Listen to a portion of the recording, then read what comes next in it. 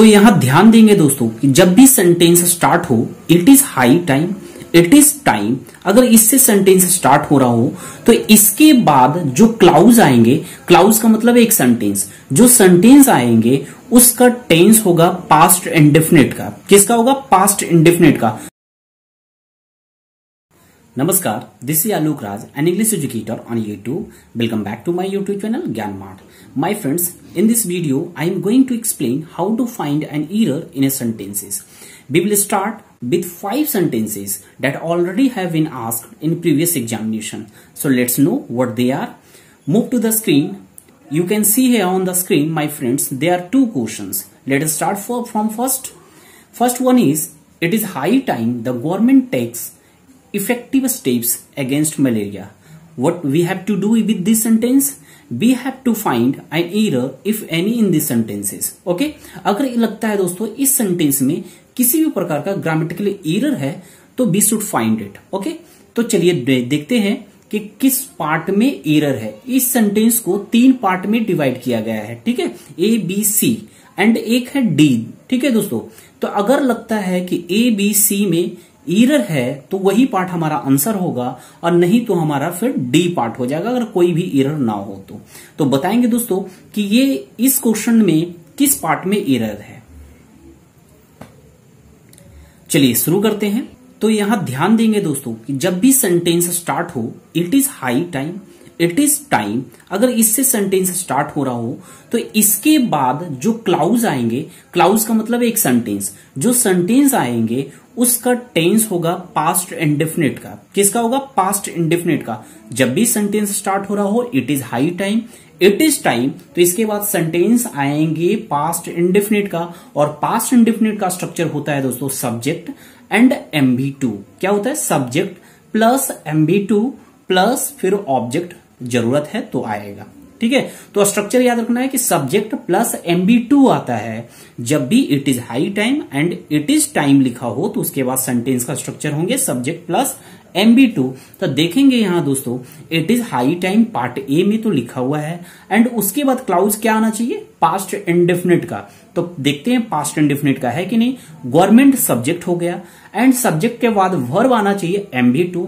तो देखेंगे दोस्तों टेक्स्ट जो है वो पास्ट में, वो प्रेजेंट टेंस में इस्तेमाल होता है। किसमें होता है? प्रेजेंट टेंस में, प्रेजेंट इंडेफिनिट टेंस में। तो यही मिस्टेक है दोस्तों, यहां टेक्स्ट नहीं टुक का इस्तेमाल करेंगे। टेक का सेकेंड फॉर्म टुक होता है, राइट। तो यही एरर है बी पार्ट में। तो ध्यान हमेशा रखेंगे इस बात को, इस पॉइंट को आप लोग लिख ले दोस्तों कि जब भी इट इज हाई टाइम या इट इज टाइम भी लिखा मिलेगा तो उसके बाद आने वाला सेंटेंस हमेशा पास्ट इंडेफिनिट टेंस में। पास्ट इंडेफिनिट टेंस का स्ट्रक्चर सब्जेक्ट प्लस MB2, तो गवर्नमेंट सब्जेक्ट एंड उसके बाद आने वाला वर्ब का फॉर्म MB2 होना चाहिए। तो यहां टेक्स्ट लिखा हुआ है, गलत है, टेक का सेकेंड फॉर्म टुक होगा। Move to the next. Next है हमारा knowledge of at least 2 languages are required to pass the examination. बताएंगे दोस्तों किस पार्ट में एरर है। चलिए देखते हैं। नॉलेज ऑफ एटलीस्ट 2 लैंग्वेजेस, यहां तक तो सही लग रहा है। 2 भाषाओं का, कम से कम 2 भाषाओं का ज्ञान, क्या हो रहा है?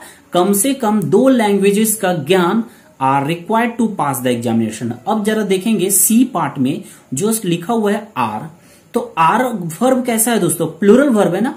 तो याद रखें कि जब भी वर्ब आते हैं सेंटेंस में, वो सिंगुलर हो या प्लूरल, वो किसके अकॉर्डिंग आते हैं? सब्जेक्ट के अकॉर्डिंग। अगर सब्जेक्ट सिंगुलर होगा तो वर्ब भी सिंगुलर, अगर सब्जेक्ट प्लूरल होगा तो वर्ब भी प्लूरल होगा।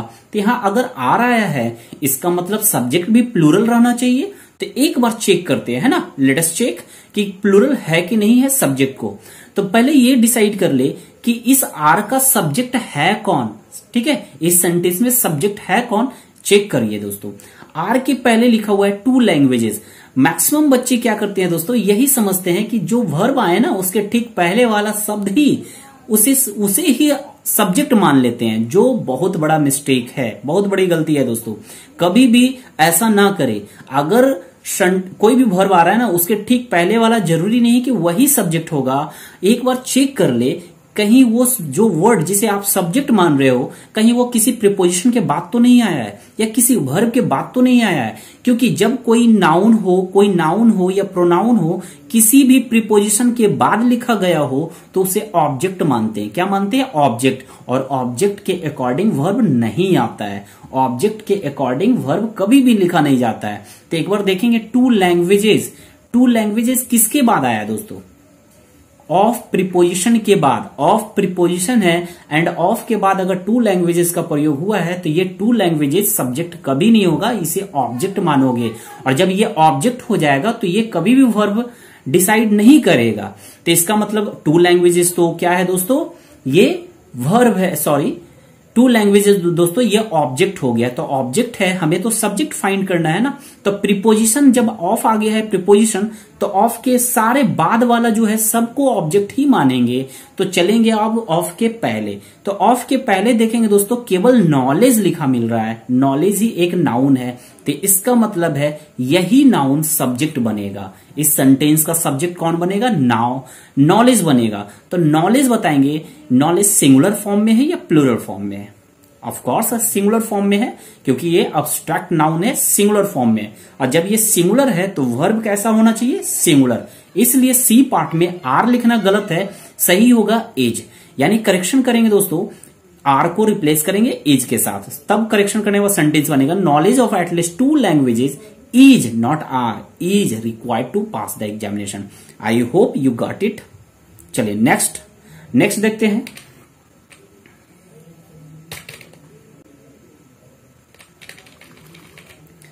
नेक्स्ट क्वेश्चन है no sooner had the hockey match started when it began to rain. अब बताएंगे दोस्तों किस पार्ट में एरर है। चलिए नोट कर ले कि जब भी सेंटेंस स्टार्ट हो नो सूनर से, किससे दोस्तों? जब भी सेंटेंस स्टार्ट हो नो सूनर से तो आपको दो बातों का ध्यान रखना होगा। कौन कौन? पहला ध्यान रखना होगा कि जब भी सेंटेंस नो सूनर से शुरू हो रहा हो तो नो सूनर के तुरंत बाद एक एक्जुलरी वर्ब आना चाहिए। क्या आना चाहिए? एक्जुलरी वर्ब, जिसे हेल्पिंग वर्ब के नाम से भी जानते हैं। तो नो सूनर के तुरंत बाद एक हेल्पिंग वर्ब आना चाहिए। तो जरा देखेंगे इसमें हेल्पिंग वर्ब आया है कि नहीं है। इसी तरीके से दो तरीके से ही मिस्टेक दिया जाता है नो सूनर से अगर सेंटेंस स्टार्ट होता है तो नो सूनर हैड आया है दोस्तों। तो हैड तो एक्जुलरी वर्ब है, यानी ये तरीका फुलफिल हो गया, ये पॉइंट फुलफिल हो रहा है। नो सूनर एक्जुलरी वर्ब यहां है, एक्जुलरी वर्ब है। अब आगे चेक करेंगे दूसरा कहां गलती देता है दोस्तों कि जब भी नो सूनर आते हैं तो उसके साथ जोड़े में आने वाले जो कंजंक्शन होते हैं हमेशा दैन होते हैं। यानी नो सूनर होगा तो आगे जाके दूसरा क्लाउज के पहले दैन होना चाहिए। क्या होना चाहिए? Than. I repeat, no sooner जब भी आते हैं तो अपने साथ दैन लेकर आते हैं। क्या आते हैं? दैन, क्योंकि ये पेड़ में जोड़े में आने वाले कंजंक्शन है। नो सूनर दैन जोड़े में आते हैं, यानी एक साथ आते हैं। जब एक साथ आते हैं, एक साथ कब आते हैं? जब दो क्लाउज को ये जोड़ते हैं। तो ध्यान यही रखना है कि नो सूनर सेंटेंस में लिखी हो तो दूसरा साइड आपको दैन ढूंढना है। अगर दैन के स्थान पर व्हेन लिखा मिले, बिफोर लिखा मिले तो उसे आप गलत मानोगे। क्या मानोगे? गलत मानोगे। तो जरा चेक करेंगे दोस्तों कि पहला पॉइंट तो मैंने ये बताया था कि क्या चेक करना है कि नो सूनर के तुरंत बाद एक्जुलरी वर्ब, तो वो लिखी हुई है। दूसरा देखते हैं, अगला देखेंगे द हॉकी मैच स्टार्टेड, यहां लिखा गया है व्हेन, यही मिस्टेक है। व्हेन नहीं होना चाहिए दोस्तों, दैन होना चाहिए, क्योंकि नो सूनर जो है दैन लेता है ना कि व्हेन लेता है। ठीक है, अब दैन लेकिन कहां मिलेगा? हमेशा ध्यान रखें, जो दूसरा क्लाउज स्टार्ट होगा ना, क्लाउज मतलब दूसरा सेंटेंस जब शुरू होगा ठीक उसके पहले दैन लिखा होना चाहिए। तो देखेंगे इट बिगैन टू रेन, ये एक क्लाउज है, एक सेंटेंस है और इसके ठीक पहले ही दैन का प्रयोग होना चाहिए। तो यहां व्हेन का प्रयोग किया गया है, यही मिस्टेक है। आप व्हेन को रिप्लेस करोगे दैन के साथ, सही हो जाएगा। तो आपको ध्यान में यही रखना है कि नो सूनर तो दैन ढूंढना है, दूसरा कि नो सूनर है तो उसके तुरंत बाद एक्जुलरी वर्ब है या नहीं है ये चेक करना है। अगर ये दोनों कंडीशन फुलफिल होता है तो चांसेस हो गया सेंटेंस बिल्कुल सही है या फिर कहीं और दूसरा पार्ट में एरर होगा, तो वो जरा चेक कर लेंगे। मोस्टली नो सूनर से जब भी एग्जामिनेशन में एरर दिए जाते हैं तो यही दो पॉइंट को ध्यान में रख के ही एरर दिया जाता है। तो इस 2 पॉइंट को आप ध्यान में रखेंगे, इसको आप नोट भी कर लीजिए, ठीक है। नेक्स्ट देखेंगे 4th, being a rainy day I couldn't go out, है ना। आई कुडंट गो आउट करा है, वर्षा वाला दिन होने के कारण मैं बाहर नहीं जा सका, राइट। अब बताएंगे, सेंटेंस तो बिल्कुल सही लग रहा है, बोलने में भी अच्छा लग रहा है, being a rainy day I couldn't go out. तो बताएंगे किस पार्ट में एरर है तो बताएंगे, नहीं है तो नो एरर आंसर होगा। दोस्तों इसमें भी एरर है हमारा ए पार्ट में। क्या एरर है, नोट करेंगे, जब भी सेंटेंस स्टार्ट हो जेरंड से, किससे, जेरंड से, समझ गए। जेरंड किसे कहते हैं, MB4 से, जिसमें ING लगा होता है, वैसा मेन वर्ब जिसमें ING लगा होता है, राइट। तो जब भी सेंटेंस स्टार्ट हो जेरंड से, तो बीइंग भी जेरंड है, बी में ING ऐड किया गया है तो ये जेरंड है, राइट। तो जब भी सेंटेंस जेरंड से स्टार्ट हो तो नोट ये करना है कि उस जेरंड का यानी उस वर्ब का कोई ना कोई सब्जेक्ट होना चाहिए। कौन होना चाहिए, कोई ना कोई सब्जेक्ट होना चाहिए। तो बीइंग के पहले कोई भी सब्जेक्ट तो है ही नहीं ना है, तो इसका सब्जेक्ट बनेगा कौन, बनेगा अब बीइंग के बाद आगे जाकर देखेंगे कोई ना कोई एक सब्जेक्ट होगा, वही सब्जेक्ट बनेगा, राइट। तो एक बार चेक करेंगे, ठीक है। बीइंग अ रेनी डे के बाद आई आया है, आई सब्जेक्ट है, क्या है दोस्तों, आई सब्जेक्ट है। देखेंगे आई कुडंट गो आउट, एक क्लाउज है, एक सेंटेंस है जिसमें सब्जेक्ट आई है। अगर बीइंग के पहले कोई सब्जेक्ट ही नहीं है, जेरंड के पहले कोई भी सब्जेक्ट है ही नहीं, कोई शब्द ही नहीं है, तो इसी सब्जेक्ट को हम इसका भी सब्जेक्ट मानते हैं, यानी इस जेरंड का भी सब्जेक्ट इसी को मानेंगे, ठीक है ना। तो एक बार चेक करना है क्या इसका सब्जेक्ट आई बनता भी है या नहीं बनता है। कैसे चेक करेंगे, देखेंगे। आई को उठाकर आप क्या करें, बीइंग के पहले रख दें। क्या करेंगे दोस्तों, बीइंग के पहले हम रखेंगे आई को, रख दिए। सेंटेंस का भी इमेजिन करें कि सेंटेंस का स्ट्रक्चर क्या हो जाएगा, I being a rainy day. अब क्या करना है, मीनिंगलेस लग रहा होगा, अब क्या करना है, जो बीइंग है वो बी फैमिली का मेंबर है। आई रिपीट, बी जो है दोस्तों बी फैमिली का मेंबर है, और बी फैमिली में कौन कौन आते हैं, इज, आर, एम, वाज, वर आते हैं, इज, आर, एम, वाज, वर आते हैं, राइट। तो आई के साथ सोचेंगे, इज लिखेंगे या आर लिखेंगे या एम लिखेंगे या वाज या वर लिख सकते हैं। क्या लिख सकते हैं, इज आई के साथ तो एम लिखेंगे या फिर वाज लिख सकते हैं, यही दोनों लिख सकते हैं ना बी फैमिली में। अगर सेंटेंस देखेंगे पास्ट का मीनिंग है तो वाज लिखेंगे, प्रेजेंट का है तो एम लिखेंगे। तो देखेंगे दोस्तों दूसरा क्लाउज था कुड का प्रयोग किया गया है, इसका मतलब पास्ट है, कुड का प्रयोग है तो पास्ट है। तो इसका मतलब आई के साथ क्या इमेजिन करना है, हमें बाज का इमेजिन करना है। अब सेंटेंस का स्ट्रक्चर जरा सोचेंगे, आई बीइंग के बदले में was, I was a rainy day. क्या ये सेंटेंस मीनिंगफुल है, नहीं ना। I was a rainy day, मैं एक वर्षा वाला दिन था, क्या ऐसा कोई मीनिंगफुल सेंटेंस है क्या।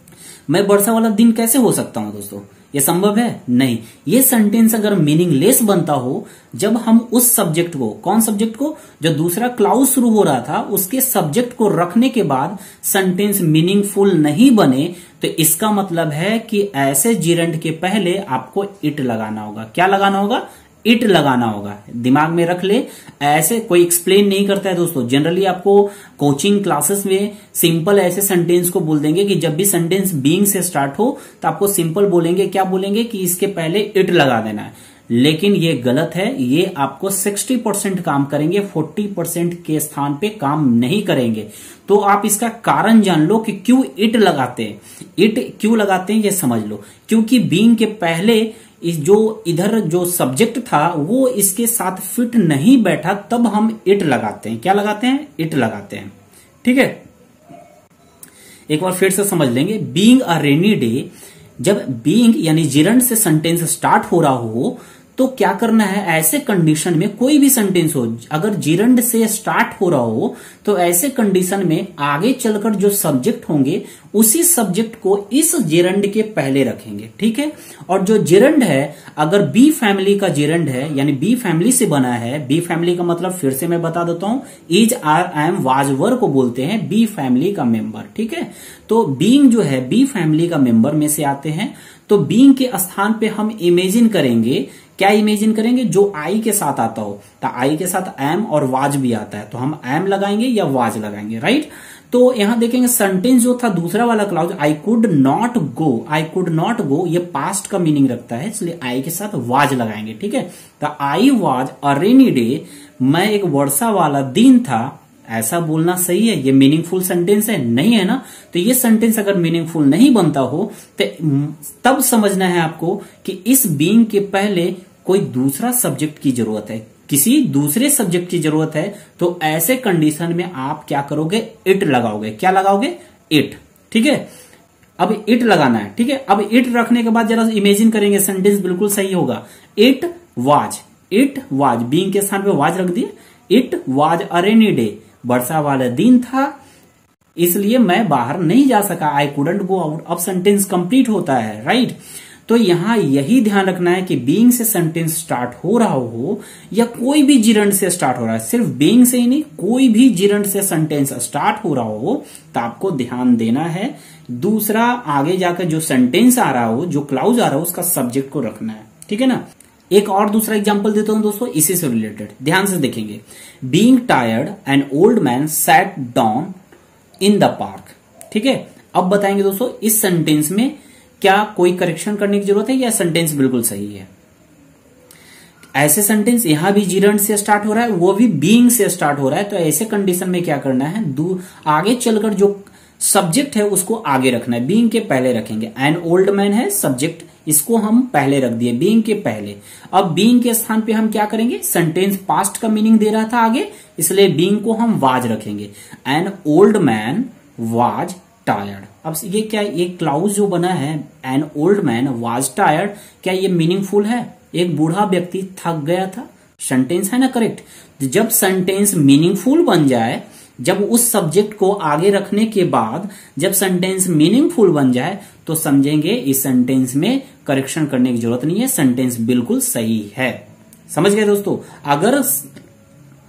अगर मीनिंगफुल नहीं बने तब आपको ऐसे कंडीशन में इट लगाना होगा जिरंड के पहले। ओके,